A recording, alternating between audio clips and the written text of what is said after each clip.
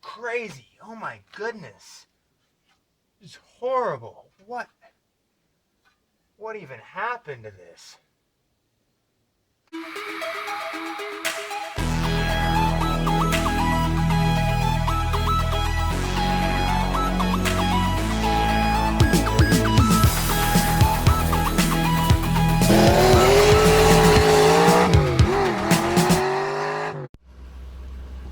My dad's F250 is the family work truck.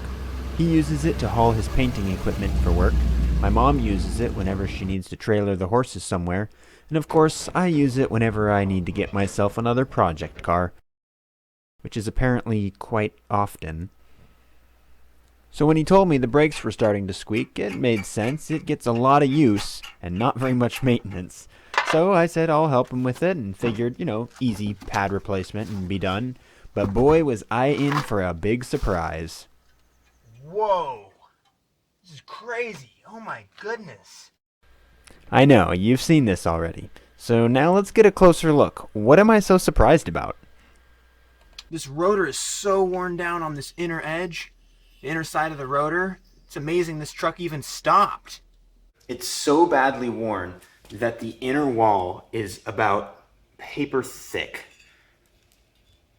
Look at that. It should be that thick, and it's, well, you can see there, so worn down. It had started cracking in spots. You can see pitting. I don't even know how this truck stopped, honestly. Here's the pad, if you will. It's just metal. There's no pad left whatsoever. Now I could just put a brand new rotor on like this and call it a day, but you know what's going to happen is it's just going to wear down in the same way that it did in short order. And that's because the real problem hasn't been addressed, which is these sliders here. They're stuck, they're seized in place, so the brake isn't able to move and adjust how much pressure is on each side. So the one side is just wearing down way too fast while the other side isn't doing anything. Take a look at the pad from the outer side. This isn't worn down at all. So this outer side on the old rotor wasn't doing anything while the inside was doing way too much. So to fix that, I'm going to take these calipers apart and clean out these sliders, and I'll show you how to do that. And if we're lucky, it won't cost us anything. So here's the caliper bracket removed, and you can see these sliders are stuck. I can't move them at all. And for example, here's one that I just previously did. Very easy to move. That's how it should be. Should be no resistance at all, so your brakes can slide very easily. But this is real stuck. So first off, we're going to have to get these out. And what we're going to do is take a torch, we're going to heat up this section, and then using a vice grip, try to work on this a little bit, and eventually we'll be able to pull it out. Now I'm going to take a vice grip here and just clamp it on and try to rotate this around, just try to get it freed up a little bit. I put some WD-40, it's nice and hot. Make sure you're wearing gloves because it's hot.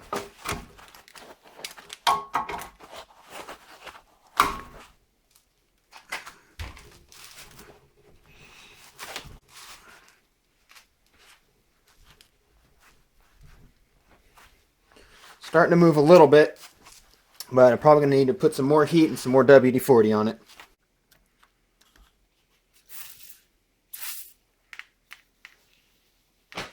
Rotate it a little bit to work that WD-40 in.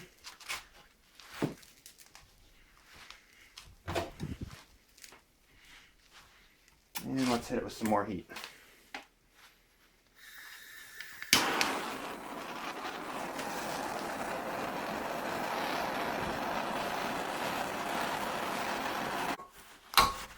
I'm just going to keep working on it. Adding heat, adding WD-40, and keep going until it starts freeing up. You'll see it's starting to move out now. See the gaps growing. Just keep working on it, rotating back and forth, and kind of pulling on it at the same time. And there it is. So here's the pin, fully removed. You can see it's got all kinds of grime and whatever corrosion on it. So next up, I'm going to put this on a wire brush, a wire wheel, and just try to smooth it out, clean it up, and polish it a little bit so that it'll be clean to go back into the bore.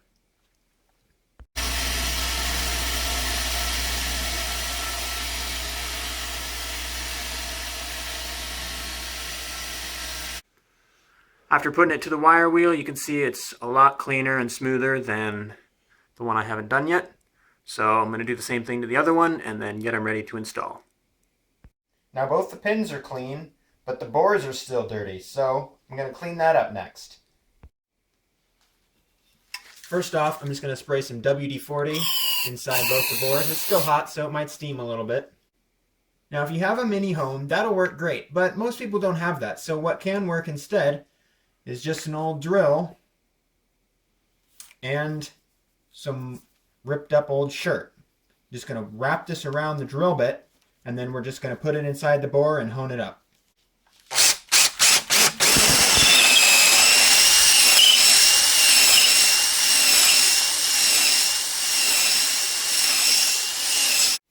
Look at how dirty it is. Now I'll just swap this out for a fresh cloth and then keep doing it until it starts to become clean. After cleaning out the bores, slides nice and easy. So we are ready for reassembly. First step is to put some grease on it. Lube it up nice and liberally, and then we'll stick it in the bore and then wipe off the excess.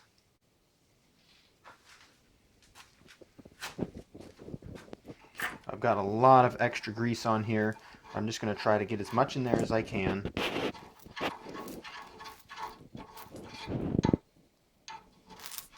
And then I'll wipe the excess off.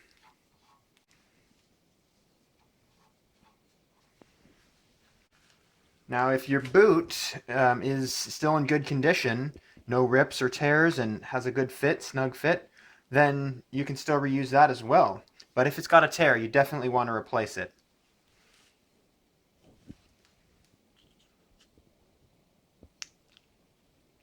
Mine happens to be in good shape, so I'm going to reuse it.